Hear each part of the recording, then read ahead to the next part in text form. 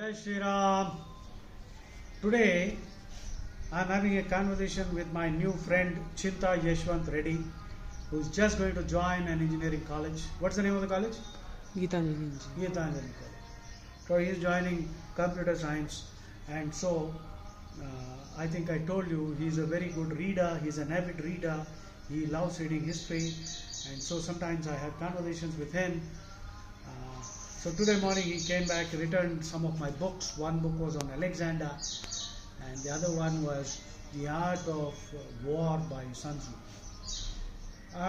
He felt that because in an earlier conversation he said that Alexander was great, and I gave him a piece of my mind. I'm not sure whether he is convinced with my argument.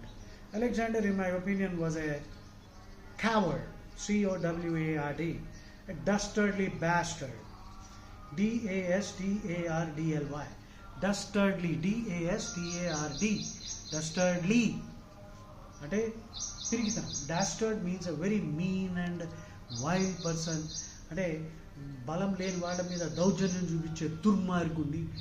ఈ adjective తోటి మనం డస్టర్డ్లీ act అనమాట, చాలా నీచమైన heinous act. So అటువంటి డస్టర్డ్లీ బ్యాస్టర్డ్ అని తిట్టాను నేను. బ్యాస్టర్డ్, బిఏఎస్టిఆర్డి అంటే తిట్టని అనుకుంటారు, తిట్టు కాదు అది. అంటే ఏమిటి, పెళ్ళి కాని ఒక మొగ ఒక ఆడకి పుడితే, కరెక్ట్ ఉందా స్క్రీన్ వస్తున్నా? సో అంటే అటువంటి వాడిని లీగల్గా బ్యాస్టర్డ్ అంటారు. Suppose two people fall in love and they don't get married, but they have a physical relationship. So then somebody will be born. Such a person who is born out of wedlock, O-U-T, out of wedlock, W-E-D-L-O-C-K, wedlock అంటే పెళ్ళి, this is English term. So remember, I am a GRE verbal teacher కాబట్టి నేను మాట్లాడితే vocabulary కూడా మీకు నేర్పిస్తా. నేను 30 ఏళ్ళుగా 23 ఏళ్ళుగా అట్లీస్ట్ 24 ఏళ్ళుగా GRE verbal టీచ్ చేస్తాను. సో నా మిషన్ ఏంటంటే టు టీచ్ ఎవ్రీ హిందూ. మిగిలిన వాళ్ళు నేర్చుకుంటే నాకేం తప్పేం లేదు, కానీ my main thrust is to make sure that every Hindu masters English vocabulary, at least English vocabulary and సనాతన ధర్మ యొక్క విలువలు, so that you know some day Hinduism will save this world, mankind from more misery, more wars, because సనాతన ధర్మ is the only hope. The other two religions, Christianity and Islam, have spread misery for the last 2000 years. ఈ రెండు మతాల వలన ప్రపంచంలో యుద్ధాలు, నరకడాలు, మతం మార్పిడి, చంపుకోవడాలు, హింస అన్ని రకాలుగా వీళ్ళు చేస్తూనే ఉన్నారు, ఇంకా జరుగుతుంది. హిందూయిజం తప్ప ఇంకో ధర్మం లేదు ఈ ప్రపంచాన్ని రక్షించగలిగి. సో నేను బైలింగ్వల్ వాడుతూ ఉంటాను, మధ్యలో తెలుగు ఇంగ్లీష్ వస్తూనే ఉంటుంది. సో అది మీరు కొంచెం భరించగలగాలి. ఇవాళ చింతారెడ్డితో మాట్లాడుతున్నాను, యశ్వంత్ రెడ్డితో. సో మా డిస్కషను, అలెగ్జాండర్ ఎలా చచ్చిపోయాడు, 4 కారణాల వలన చచ్చాడని అతనికి చెప్పాడు. అలెగ్జాండర్ తాగుబోతుగాడు, డ్రంకార్డ్, ఆల్కహాలిక్ వాడు. రెండోది వాడు సైకోగాడు, మెగాలోమేనియా కంటే ఎవడు, నేను ప్రపంచాన్ని జయించడానికి పుట్టాను అని. లేకపోతే కొంతమంది ప్రవక్తలు ఉన్నారు, నేనే అనేదో అంటుంటారు. ఎవరి పేర్లు ఎత్తద్దు, ఎందుకంటే మతం పేర్లు ఎత్తేవనుకో 4 కేసులు పెడతారు మన మీద. The ones who fail, they are the destined savior. Destined saviour గాడి గుడ్. ఆడి బుద్ధులు చూసామంటే, వాడి బిహేవియర్ చూసామంటే ఉమ్ము కూడా ఉమ్మవును. మతాలు నడుస్తున్నాయి, 4 బిలియన్ పీపుల్ ఆర్ ఫాలోయింగ్. సిగ్గు లేదు, బుక్కులు చదవరు, దాన్ని తెలుసు అంటారు. సో దీన్ని మెగాలోమీనియా అంటారు. Delusions of grandeur. డెల్యూషన్ అంటే ఏంటి? False belief. Delusions of grandeur అంటే నేను ప్రపంచాన్ని జయించడానికి పుట్టాను, నేను మానవాళిని సేవ్ చేయడానికి పుట్టాను, నేను సేవియర్ని, నేను ప్రవక్తను, నన్ను మించిన వాడు ఇంకోటి లేడు. బోడి నా కొడక 4 మాటలు నీకు చూస్తేనే అర్థమవుతోంది. సిగ్గులేదు నీకంటే ఆ బురదలో దొర్లే పంది బెటర్. నేను ఎవరి పేర్లు ఎత్తలేదు. అయ్యో, అర్థమైన వాళ్ళకి సమజ్దార్కో ఇషారా కాఫీయే. అందుకని చదవకుండా మాట్లాడకండి నా దగ్గర, దుమ్ము దులిపేస్తా. సో నా ఫర్మ్ కన్విక్షన్ ఏంటంటే, ప్రతి హిందుత్వం ఏంటి తెలుసుకోవాలి, సనాతన ధర్మం ఏంటి తెలుసుకోవాలి. అది తెలుసుకోవాలంటే భగవద్గీత చదవాలి. మీకు అంత టైం లేకపోవచ్చు, అందుకనే నా స్పీచ్లు వినండి, యూట్యూబ్లో పెడుతూనే ఉంటాను. సో అది అలెగ్జాండర్ గారి గురించి చెప్తున్నారు. వాడు నేను కూడా ఒకప్పుడు చాలా నమ్మా, చాలా మహానుభావుడు, గ్రేట్ అని. తర్వాత చదివి ఆరి అమ్మ ఇన్ని అబద్ధాలు రాస్తారా సిగ్గు లేకుండా. మన హిస్టరీ బుక్కులు నిండా అబద్ధాలే, దొంగనా కొడుకులు, దరిద్రులు, 10 రూపాయలకి తల్లి నమ్ముకునే భ్రష్ట వెధవలు హిస్టరీ రాశారు. అలెగ్జాండర్ గ్రేట్ ఏమిట్రా?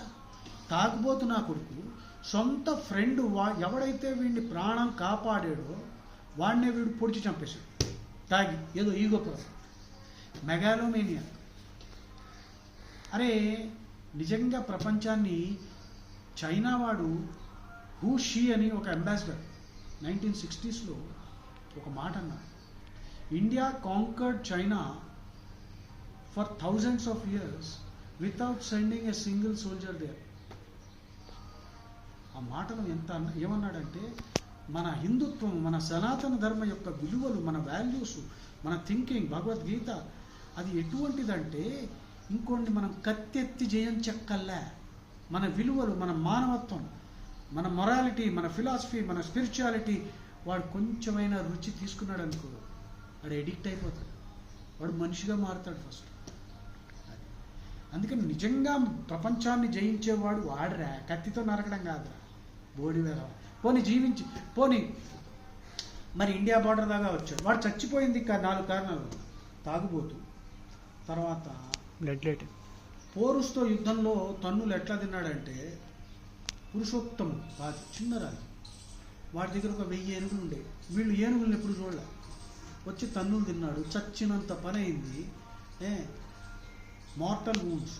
మన కథ ఏం చెప్పారంటే, పౌరుష్ను ఓడించాడు అలెగ్జాండరు, అండ్ పౌరుష్ని అడిగాడంట, how should I treat you అంటే, పౌరుష్ అన్నాడంట, like a king because I'm a king అన్నట్ట.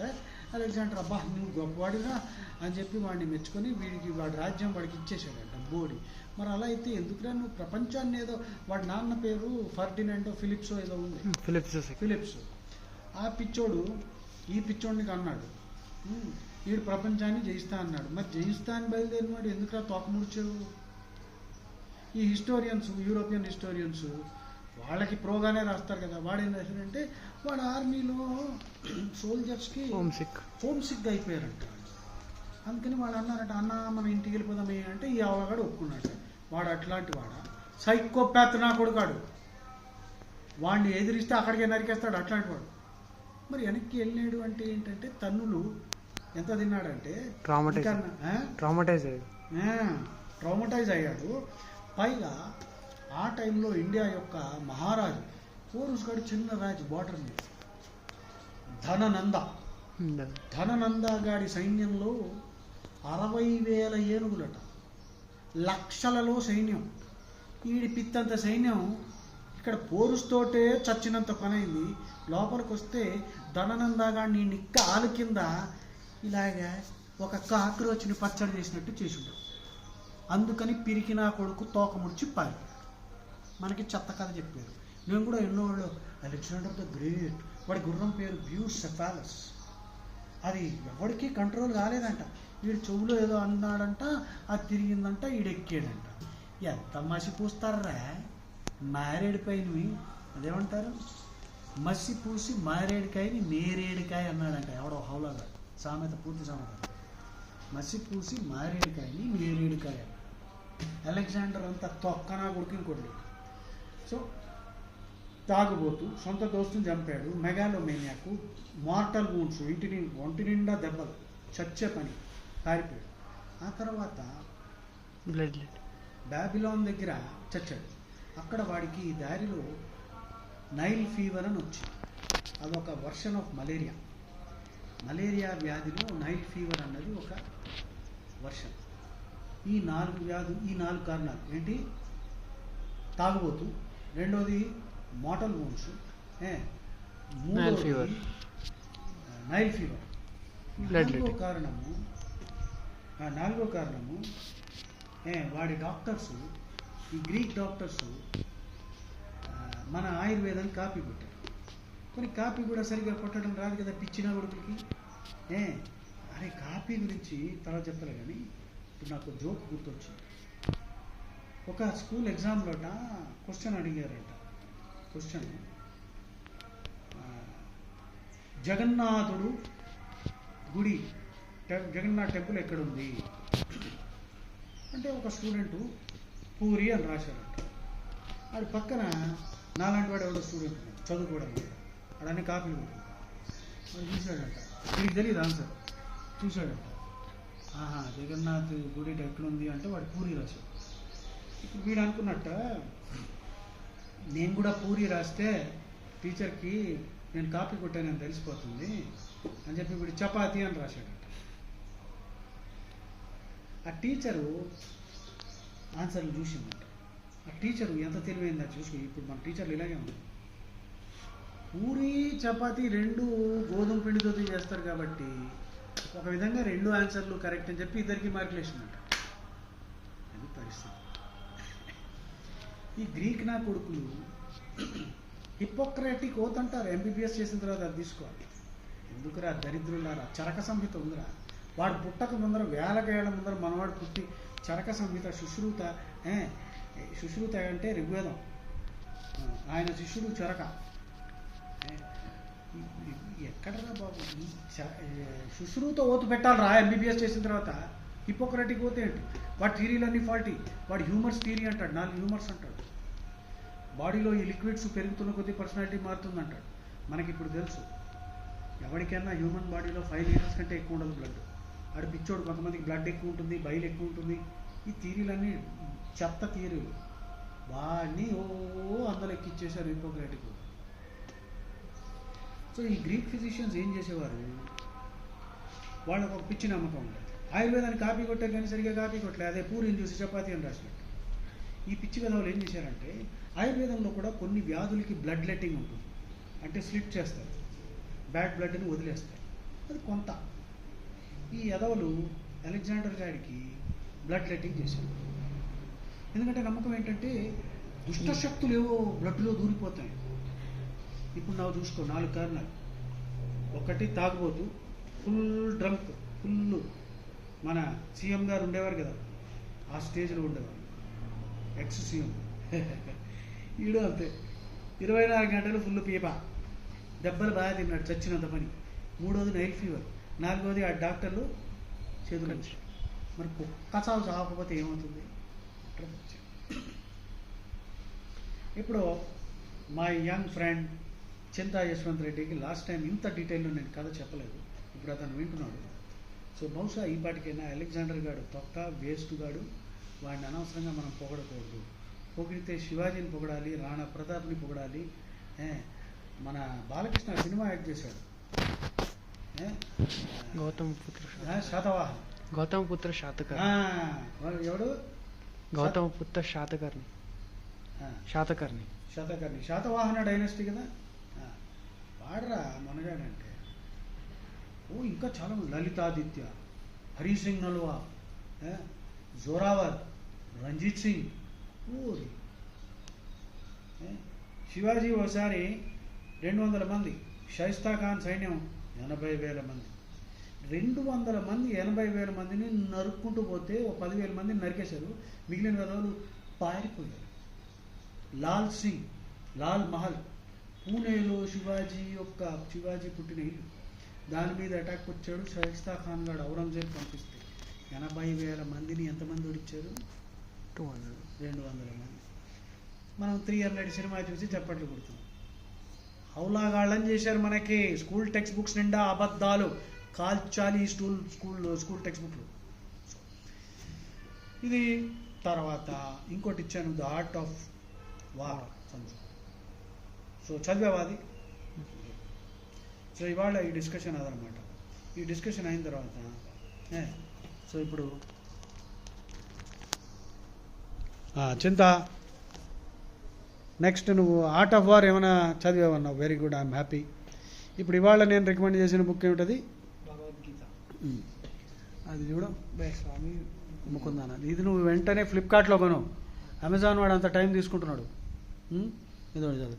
సో చింత యశ్వంత్ రెడ్డి, ఐ హోప్ ఇవాళ నుంచి నువ్వు అలెగ్జాండర్ ఎగ్జాంపుల్ ఇవ్వవు. నిజంగా నమ్ముతున్నావా లేకపోతే నేను ఏదో ప్రెషర్ పెడుతున్నా? అవునా కాదా? ఆడైనా తొక్క అలెగ్జాండర్ గారు. నేను కొట్టినంటే అంత దూరం పడతాడు. ఏమనుకుంటున్నాం? హనుమాన్ భక్తులం మేము. అలెగ్జాండర్ గురించి ఇంకొంచెం సంక్షిప్తంలో చెప్పాలంటే, వాడు జొరాస్ట్రియానిజంని సర్వనాశనం చేద్దామని వాళ్ళ లైబ్రరీలన్నీ కాల్చి, అలెగ్జాండ్రియా అని సిటీ పేరుంది, అది వాడు దాన్ని సర్వనాశనం చేశాడుగా. మొత్తం నరికేశాడు, జనాల్ని ఊచకోత చేశాడు, అన్ని మంటలు పెట్టేశాడు, లైబ్రరీలు కాల్చేశాడు. జొరాస్ట్రియానిజం పార్సీ రిలీజన్. ఇవాళ పార్సీ మన స్మృతి ఇరానీ గారు వీళ్ళంతా ఉన్నారు. మన దేశంలో ఇండస్ట్రియలిస్ట్ అందరూ స్టార్టింగ్లో పార్సీలే. పార్సీస్ నిజంగా మైనారిటీ ఇండియాలో. వాళ్ళు గట్టిగా 1,00,000 మంది కూడా లేరు. ముస్లిమ్స్ మైనారిటీ ఏంట్రా బాబు? ముస్లిమ్స్ 20% పైన ఉన్నారు. అసలు మైనారిటీ అన్న ట్యాగ్ ఎవరికి పెట్టాలంటే పాపులేషన్లో <5% ఉంటే పెట్టాలి. మన పొలిటికల్ లీడర్స్కి ఇంతవరకు మరి ధైర్యం లేదో, దమ్ము లేదో. ఈ పాలిటిక్స్ ఏంద్రా సిగ్గు లేకుండా 20% పైన ఉంటే 20% పైన ఉంటే మైనారిటీ అని ఎట్లా అంటారు? సో అది మార్చాలి. మైనారిటీ ట్యాగ్ ఎవరికి ఇవ్వాలి? పార్సీస్కి. పార్సీస్ని చంపడానికి, మొత్తం సర్వనాశనం చేయడానికి. కాకపోతే ఇస్లాం పార్సీస్ని మొత్తం ఇరాన్ని కన్వర్ట్ చేయడం వల్ల వాళ్ళు ఇక్కడికి వచ్చారు. జొరాస్ట్రియానిజంని సర్వనాశనం ఫస్ట్ ట్రై చేసింది చేయడానికి అలెగ్జాండర్ గారు. ఎంత దారుణం! లైబ్రరీలు కాల్ చేసి మొత్తం సిటీస్ని నాశనం చేయడం ఏంట్రా? పోనీ యుద్ధాలు చేస్తాను, ఏదో చేస్తానంటే అది చెయ్యి, సోల్జర్స్తో ఫైట్ చేయి. నాన్ కాంబాటెంట్స్ని చంపడం ఏంట్రా సిగ్గు లేకుండా? వాడు అలెగ్జాండర్ ద గ్రేట్ ఎట్లా అవుతారా? తర్వాత వాడు గే, పైగా వాడు బైసెక్షువల్. అంటే వాడు ఉంచుకున్నాడు ఆడవాళ్ళని, పైగా ఇది కూడా ఉంది. సరే వాడి ఇష్టం, పర్సనల్, నాకేం పర్వాలేదు. ఎల్జీబీటీని అలౌ చేస్తున్నారు. సుప్రీంకోర్టు కూడా అన్ని ఏంటది సెక్షన్ IPC 277 ఏదో ఉంది కదా. సో అడల్టరీని డీక్రిమినలైజ్ చేసేసారు.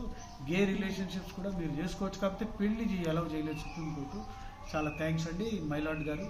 పెళ్ళిళ్ళు కూడా మొదలు పెట్టేస్తే ఇంకా చచ్చిపోతాం మేము, సమాజం సంక్రాంతికి పోవాలంతే. సో అలెగ్జాండర్ గాడికి అది కూడా ఉంది.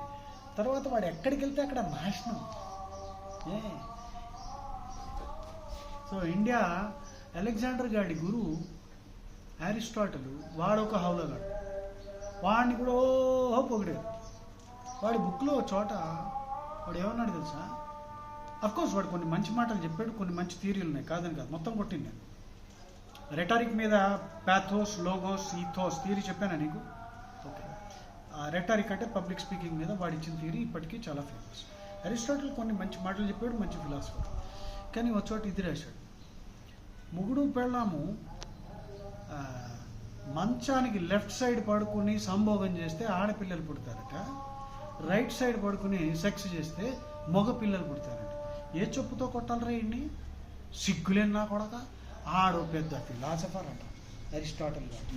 వాడు వాడి శిష్యుడు అలెగ్జాండర్ అడిగాడు, గురుగారు నేను వెళ్తున్నాను, ప్రపంచాన్ని జయిస్తాను. వాడు దీవించాడంట. ఏమైందిరా దీవిస్తే? ఇండియా దగ్గర తోక ముడిచి పారిపోయాడు.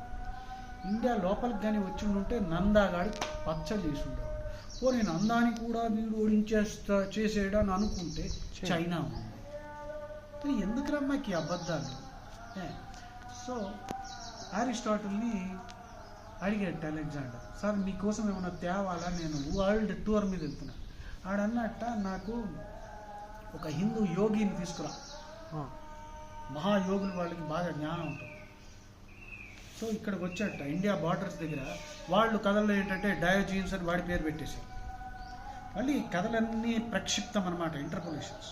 ఇండియా బార్డర్ దగ్గరికి వచ్చినప్పుడట, గురువుగారు అడిగారు కదా, ఓ యోగిని తీసుకురా, యోగిని తీసుకురా. ఏమైనా జాంపండి అనుకున్నారా? పిచ్చినా కూడా ఏరుకునే పట్టుకెళ్ళిపోతావా? యోగులు అంటే ఎలా ఉంటారు? సిద్ధులు కూడా ఉంటాయి, అది సరే. సో అలెగ్జాండర్ గాడు ఎవరినో అడిగాడు, అరే యోగులు ఉన్నారు చూడండి, మా గురువు గారు అడిగారు. ఉన్నారు సార్ ఇక్కడ అని అంటే, సరే పోదాం అని బయలుదేరాడు. అక్కడ ఒక ఎవడో యోగి పడుకుని ఉన్నాడు, చలికాలం నేల మీద పడుకున్నాడు. పడుకుని ఉంటే అలెగ్జాండర్ ఇట్లా పెద్ద నించున్నట్ట దారికారి. కొంచెం నించున్నాక వాడు కళ్ళు తెరిచేట యోగి. ధ్యానంలో ఉన్నాడు.